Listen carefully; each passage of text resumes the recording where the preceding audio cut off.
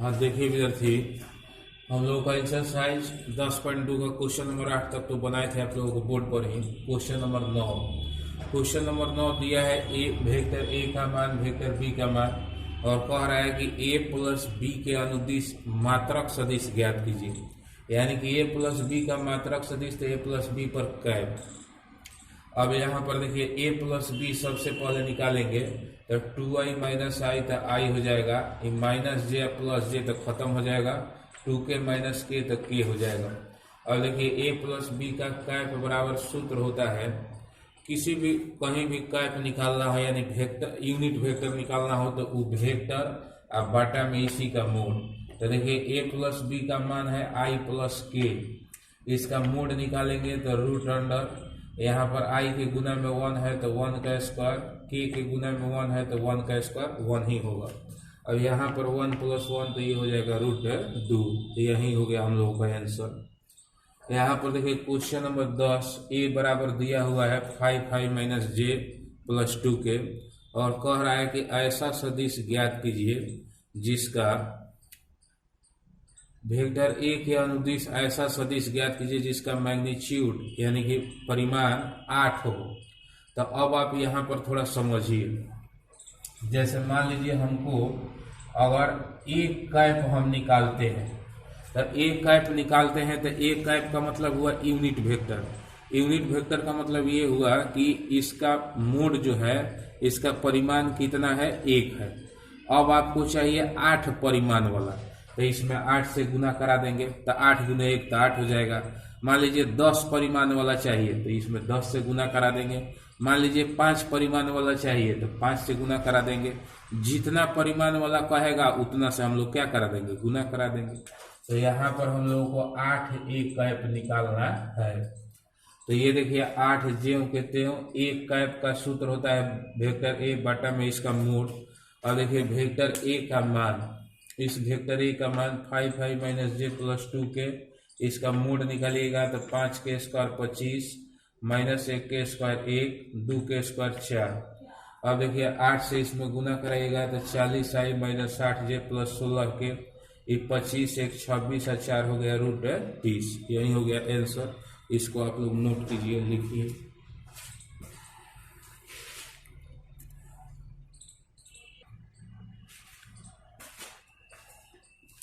देखिए विद्यार्थी question number 11 हम लोगों का कह रहा है कि सिद्ध कीजिए कि प्रूव दैट कोलिनियर, कोलिनियर का मतलब सिद्ध कीजिए कि संरेख है। यहाँ पर वेक्टर ए और वेक्टर बी दिया हुआ है।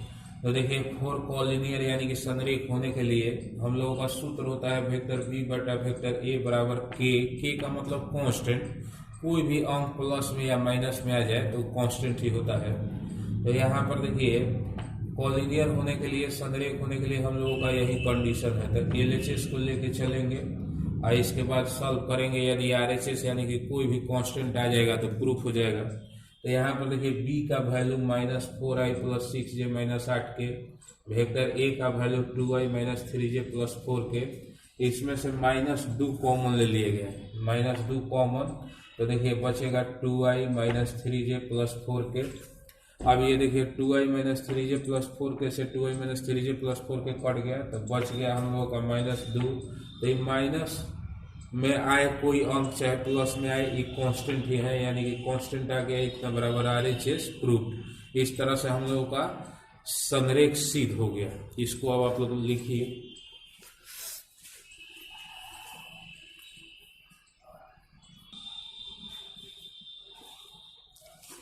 और देखिए विद्यार्थी क्वेश्चन नंबर हम लोगों का 12 कह रहा है कि डायरेक्शन कोसाइन ज्ञात कीजिए, यानी कि दिक कोसाइन हमको निकालना है।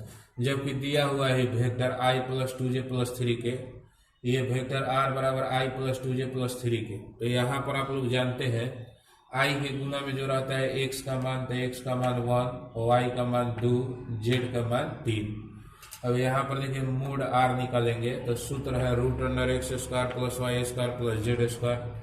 यहाँ पर 1 के स्क्वायर तो 1, 2 का स्क्वायर तो 4, 3 का स्क्वायर तो 9, तो 9 4 13 1 14, यानी कि रूट 14 हो गया।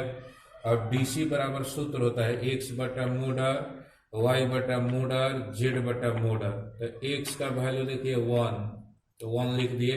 मोड आर तो मोड आर का वैल्यू √14, वाई तो वाई का वैल्यू 2 और बटा में मोड आर तो मोड आर का वैल्यू √14, जेड तो जेड का वैल्यू 3 और बटा में मोड आर तो मोड आर का वैल्यू √14। यही हो गया हम लोगों का आंसर। क्वेश्चन नंबर देखिए 13, इसमें कह रहा है कि find DC of vector A B, जबकि ए और बी का वैल्यू दिया हुआ है। तो सबसे पहले ए बी निकालेंगे। ए बी का मतलब b माइनस 1 है, इसको घटाएंगे, -1 में से 1 को घटाएगा तो -2, -2 आई -2 तो -4, 1 ये माइनस माइनस हो जाएगा +3 तो 4 हो जाएगा।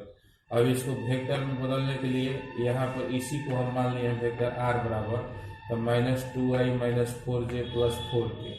अब यहाँ पर देखिए i के जो गुना में है वो x का मान, तो x का मान -2, y का मान -4, z का मान 4। अब मोड निकालेंगे, -2 के स्क्वायर 4, -4 के स्क्वायर 16, फिर 4 के स्क्वायर 16, तो 16 16 32 और 4 36, 36 का रूट हो जाएगा 6। अब यहाँ पर डीसी बराबर देखिए यही सूत्र है x बटा मोड r, तो x के मान -2 और मोड r का मान 6, तो -2 बटा 6, फिर -4 बटा 6, फिर 4 बटा 6, तो ये देखिए कट जाएगा, 2 से 6 को कटाइएगा तो आ जाएगा आपका 2 से 6 कटेगा तो 3, यहाँ पर ये भी कट जाएगा, ये भी कट जाएगा, तो ये आ जाएगा -2 बटा 3, इसके बाद 2 बटा 3, इसको अब आप लिख लीजिए।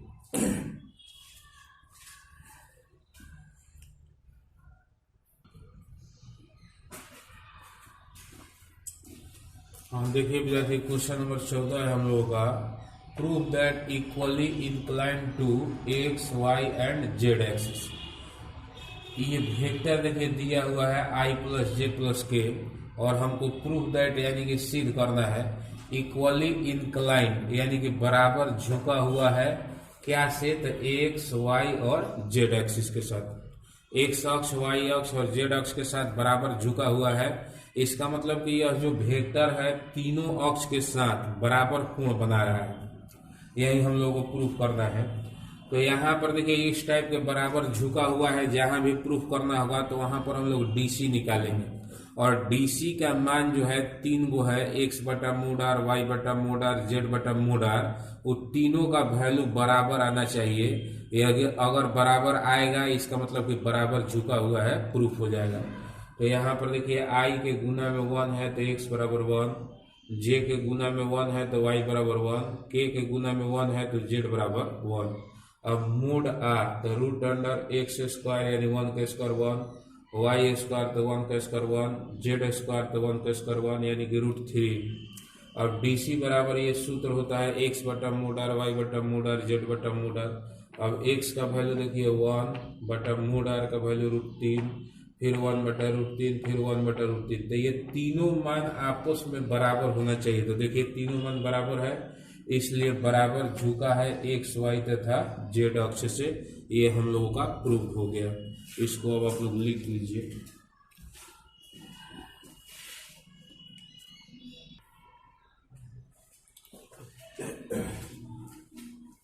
देखिए यहाँ पर कह रहा है कि आर का पोजीशन वेक्टर ज्ञात कीजिए।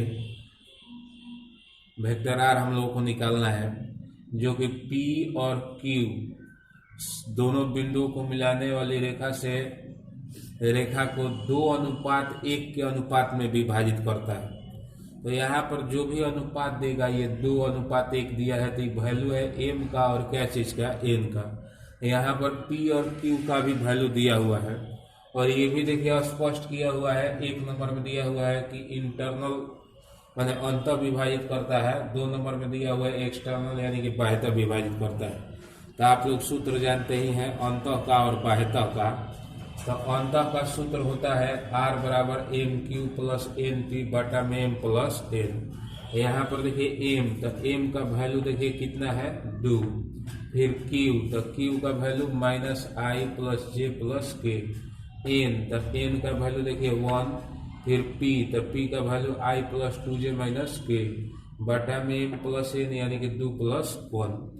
यहाँ पर देखिए 2 से -I में गुना तो -2I, 2 से J में गुना तो 2J, 2 से K में गुना तो 2K, 1 से इसमें गुना कराएगा तो आई प्लस 2j माइनस के जे के तेम। अब देखिए माइनस 2i और प्लस आई तो ये हो जाएगा माइनस आई, अब 2j और प्लस 2j तो ये हो जाएगा 4j। यहाँ पर देखिए 2k और माइनस के तो ये हो जाएगा k, ये बटा में 3j के तेम। यही हो गया हम लोगों का आंसर। अब बाह्यतः के लिए आपको निकालना है तो बस इतना ही करना है कि इस सूत्र में प्लस के जगह को खाली लिख देना है, यहाँ पर क्या माइनस, और इसी पर हमको पूरा उम्मीद है कि यही मान रख के आप लोग बना सकते हैं। देखिए m है तो m की जगह पर 2 रख दीजिएगा, q तो q का मान n तो n के मान 1, p तो p का वैल्यू ये, अब बाटा में m माइनस n तो 2 माइनस 1। इसको अब आप लोग सॉल्व कर लीजिएगा अपने से।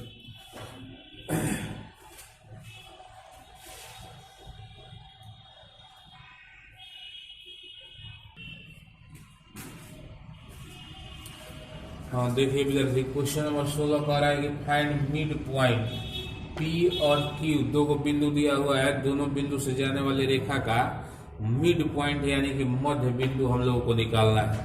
तो मध्य बिंदु निकालने के लिए बड़ा सिंपल उपाय है, दोनों को जोड़ करके 2 से भाग। तो यहाँ पर देखिए हम जोड़ रहे हैं 2 और 4, 6 हो जाएगा, 6 में 2 से भाग तो 3। यहाँ पर देखिए 3 है 1, 4 हो जाएगा, 4 में 2 से भाग तो 2, ये 4 माइनस 2 तो 2 हो जाएगा, 2 में 2 से भाग तो 1। अब इसको वेक्टर में बदलने के लिए आई जे के लगा दीजिए, यही हो जाएगा आंसर।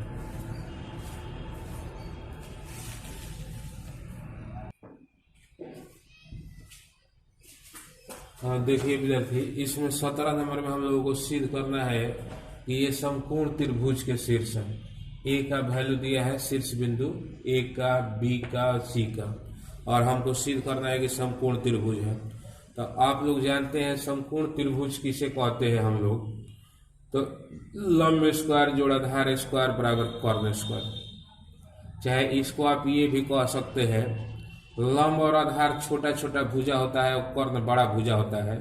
तो दो छोटे भुजाओं का योगफल, दो छोटे भुजाओं के वर्गों का योगफल, लंब स्क्वायर जोड़ आधार स्क्वायर बराबर कर्ण स्क्वायर। इसका मतलब दो छोटे भुजाओं के वर्गों का योगफल बड़ी भुजा के वर्ग के बराबर आए तो उसी को हम लोग कहेंगे समकोण त्रिभुज। तो यहाँ पर सबसे पहले तो आपको ये करना होगा कि ए बी निकालना होगा, फिर बी सी निकालना पड़ेगा, फिर सी ए निकालना पड़ेगा, और तीनों का लंबाई निकालना पड़ेगा। लंबाई का मतलब mod, mod A B, mod B C, mod C A. तो यहाँ पर देखिए हम निकाले हैं ए बी का मतलब बी माइनस ए, तो बी में से ए को घटाइए। तो यहाँ पर देखिए 2i में से 3i घटेगा, तो 2i माइनस 3i तो माइनस आई, माइनस जे, इसमें से माइनस माइनस हो जाएगा प्लस 4j, तो माइनस जे प्लस 4j तो ये हो जाएगा 3j। के आई माइनस माइनस प्लस 4k, तो के या प्लस 4k तो कितना हो जाएगा 5k। अब इसका देखिए मोड निकाले हैं, मोड ए बी, मोड का मतलब कि लंबाई, इस भुजा का लंबाई। तो माइनस आई के गुना में -1 है तो -1 का स्क्वायर 1, 3 का स्क्वायर 9, 5 का स्क्वायर 25, तो 25, 9 34 है 1 35, इस तरह से रूट 35 आ गया। फिर ठीक इसी तरह से बी सी और सी ए हम निकाले हैं, तो यहाँ पर देखिए बी सी आ गया रूट 41 और सी ए आ गया रूट 6। तो देखिए दो को छोटा छोटा भुजा का मान है रूट 35 और रूट 6, बड़ा भुजा का मान हम लोगों का लंबाई आ गया रूट 41। तो इसको स्क्वायर करके जोड़िएगा तो इसके वर्ग के बराबर आएगा कि नहीं। तो यहाँ पर देखिए रूट 35 के स्क्वायर तो 35, रूट 6 के स्क्वायर तो 6, 35 और 6 कितना हो जाएगा 41, और इसको भी स्क्वायर कीजिएगा तो 41 आ जाएगा। यानी कि इस तरह से मोड ए बी के स्क्वायर प्लस मोड सी ए के स्क्वायर बराबर मोड बी सी के स्क्वायर। रूट 35 के स्क्वायर तो 35 और रूट 6 का स्क्वायर तो 6, तो 35 और 6 41, ये भी रूट 41 का स्क्वायर तो 41 आ जाएगा। तो इस तरह से 35 प्लस 6 बराबर 41 है, इधर भी 41 आ गया। यानी कि लंब दो छोटे भुजाओं के वर्गों का योग, छोटे छोटे भुजा के वर्ग करके जोड़ने पर बड़ी भुजा के वर्ग के बराबर आ गया। तो हम लोग कहेंगे कि त्रिभुज ABC जो है समकोण त्रिभुज है, ये हम लोग का प्रूफ हो चुका। इधर तो आप लोग कैलकुलेशन है, खाली बी सी है तो सी माइनस बी, सी में से बी घटाना है, फिर सी ए है तो ए माइनस सी, ए में से सी को घटा के यहाँ पर लिखे हैं। इधर तो हमको लगता है कोई दिक्कत नहीं होगा, ये सब कैलकुलेशन है, इसको आप लोग समझ लीजिएगा, लिख लीजिएगा।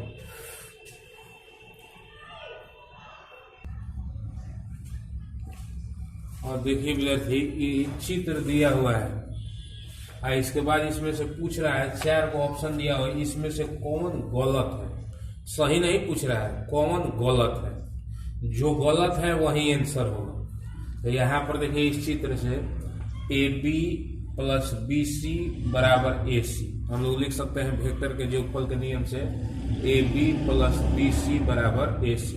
तो यहाँ पर देखिए लिखे हैं A B plus B C बराबर ए सी। इसके माध्यम से जो जो हम लोग लाए हैं वो सब सही है, और जो इसमें नहीं मिलेगा, चाहे जो इसके अनुसार नहीं होगा, वो आपका क्या हो जाएगा, गलत। यहाँ पर देखिए इसको हम क्या किए हैं, इस ए सी को इधर लाइएगा तो हो जाएगा माइनस ए सी, इधर हम लोगों का बचेगा 0। अब यहाँ पर देखिए इसी चीज को और क्या क्या लिख सकते हैं, ए बी प्लस बी सी।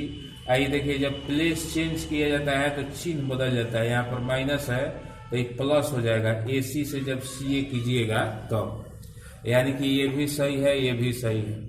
यहाँ भी देखिए ए बी जे कहते हैं, ये बी सी को हम प्लेस चेंज किए हैं, सी बी किए हैं, तो ये प्लस से क्या हो गया, माइनस। अब हाई प्लस सी ए जे कहते हैं इतना बराबर 0। अब इसमें से देखिए हम लोगों का यहाँ पर इसको मिलाइए, देखिए A B plus B C plus C A, तो यहाँ पर देखिए A B plus B C plus C A, यानी कि ये जो है हम लोगों का सही है, क्योंकि इसमें दिया हुआ है। अब देखिए A B plus B C minus A C, तो A B plus B C minus A C इसमें दिया हुआ है, तो ये और ये दोनों आपका क्या है, सही है। अब देखिए A B plus B C minus C A B plus B C minus C A नहीं होगा, प्लस सी ए होगा, तो ये क्या है, गलत है। अब यहाँ पर देखिए A B minus C B plus C A B minus C B plus C A, ये सही है। ये तो हम लोग निकाले हैं, इससे तो पूरा सही ही निकला है, तो उसमें जो जो है ये भी आपका सही है। तो इसमें देखिए पहला ए सही, बी सही और डी सही, सी क्या है, गलत है, इसलिए कि A B plus B C plus C A बराबर 0 होगा। और यहाँ पर देखिए A B plus B C plus C A, ये हम लोगों का सही है, और यहाँ पर प्लस के जगह पर दे दिया है माइनस, तो ये क्या हो जाएगा, गलत। तो हम लोगों का फाइनल आंसर जो होगा वो क्या होगा, तो कौन गलत है, तो गलत है सी, यही हो जाएगा आंसर। इसको आप लोग नोट कीजिए।